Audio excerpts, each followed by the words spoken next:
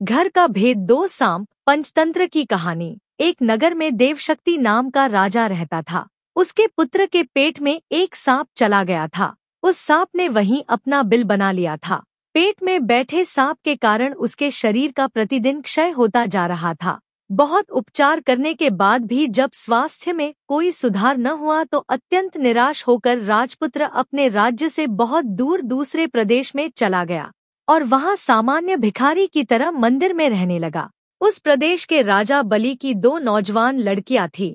वह दोनों प्रतिदिन सुबह अपने पिता को प्रणाम करने आती थी। उनमें से एक राजा को नमस्कार करती हुई कहती थी, महाराज जय हो, आपकी कृपा से ही संसार के सब सुख हैं। दूसरी कहती थी, महाराज ईश्वर आपके कर्मों का फल दे। दूसरी के वचन को सुनकर महाराज क्रोधित हो जाता था। एक दिन इसी क्रोधावेश में उसने मंत्री को बुलाकर आज्ञा दी, मंत्री इस कटु बोलने वाली लड़की को किसी गरीब परदेसी के हाथों में दे दो, जिससे यह अपने कर्मों का फल स्वयं चखे। मंत्रियों ने राजाज्ञा से उस लड़की का विवाह मंदिर में सामान्य भिखारी की तरह ठहरे परदेसी राजपुत्र के साथ कर दिया।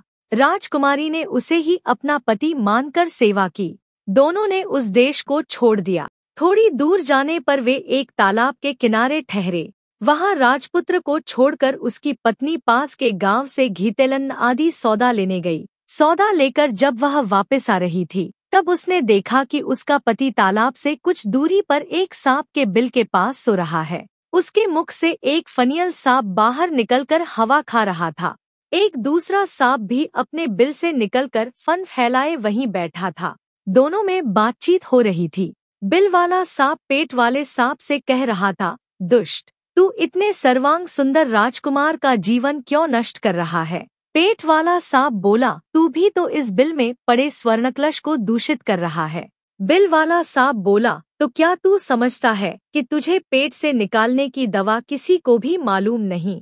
कोई भी व्यक्ति राजकुमार को उकाली हुई कांजी की राई पिलाकर तुझे मार सकता है।